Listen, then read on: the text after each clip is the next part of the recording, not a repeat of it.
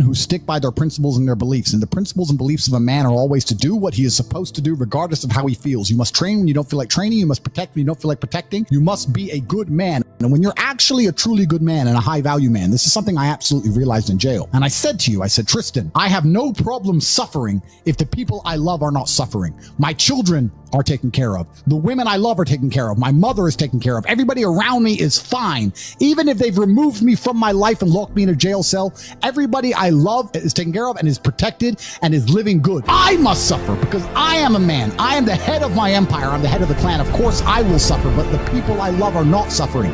This is what God has bestowed upon important men since the beginning of time. Not just important men, all men. The men in the Titanic as the boat was going down, about to be sucked into the icy cold water, some of the last thoughts in those men's head, I know, was at least I saw my daughter and my wife get on that boat. Absolutely. I'm happy to plunge into this ice cold water because there they are on that boat, away from danger. Everyone we love and everyone in the world who we care about was taken care of. And I said, Andrew, would you rather us both be at liberty, but someone else in our life suffer?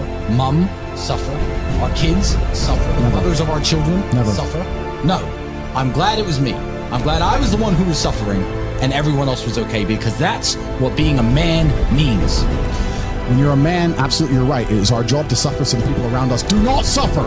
And that's why if you're a man and you're waking up every day and you're not trying your very best to be important or upgrade yourself or upgrade your character, or you're lacking motivation, then you have a serious problem, because it is your job to be capable of dealing with the insurmountable pressure which God is going to put upon you, so that when you suffer, everyone around you does well. Our lives are set up that even if they throw us in a dungeon today, everybody we love will be okay forever. And that is what's most important. That's the most important thing. That's success. Would your wife have a roof over her head? Would your children eat? Would your family be okay?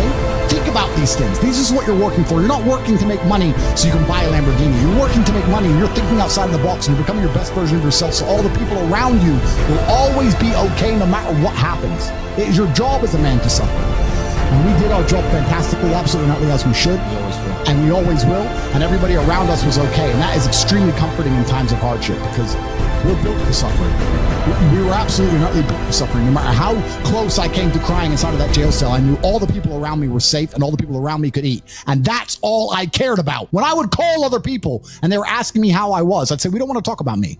How are you? Are you okay? I'm in a jail cell in Romania, making sure that everyone I love is okay. I don't need them to sit and worry about me. I worry about them. That is what a man does. And you must prepare and set up your life for that. You must be prepared to be plucked from life and understand that everybody around you who once relied on you will still be relying on you, even when you sit in that jail cell. It's still up to you. You are still the man of the household. Only you.